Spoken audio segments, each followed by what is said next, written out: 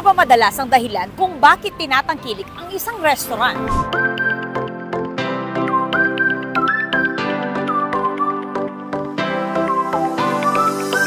Una, syempre, dapat masarap. Pangalawa, affordable. At ito na siguro ang dahilan kung bakit patuloy na tinatangkilik ng mga Kapampangan ang Makimura Ramen Bar.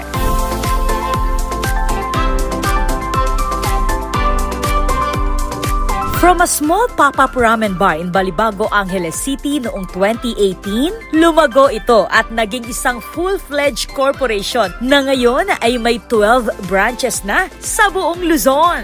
At ang kanilang newest branch dito sa Greenfield Square sa Barangay Sindalan, City of San Fernando, Pampanga.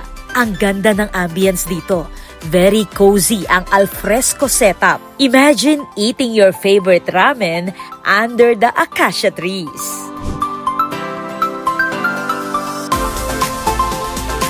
At accessible pa dahil nasa tabi lang ito ng MacArthur Highway.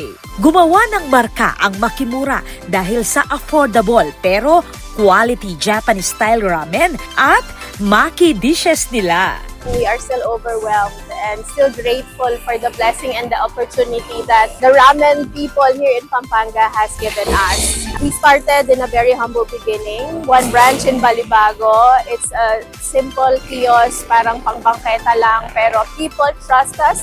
People loved us, and that's the reason why we continue to serve our purpose, to make sure that we serve not only the best but also affordable ramen and Japanese cravings to everyone.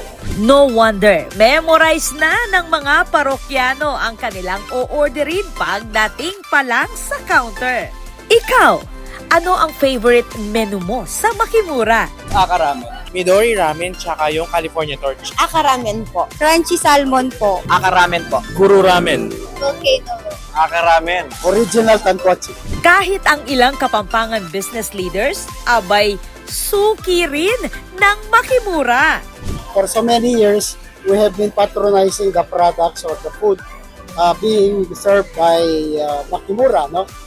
Yung food tray niya, yung mga maki, sushi, no? The idea sa mag-asawa, si Vicky at saka si Tony, maganda yung naisip nila. Congratulations to Makimura. Another milestone. And sobrang ganda nitong bago nilang place dito sa may Greenfields. And so congratulations Makimura team, and we are also proud of you guys.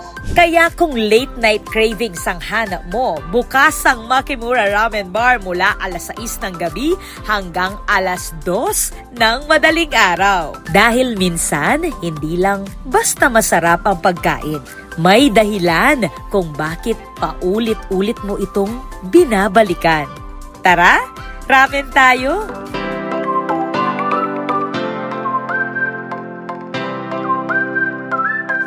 Yan mga kabalen at mga ramen lovers, makabuklat na po yung kayo tamong branch kaning Greenfield Square, Sindalan, San Fernando, Pampanga. Nung taga kayo po Kenny at mantun kayong ramen at midnight or late nights, you can come by from 6 p.m. until 2 a.m.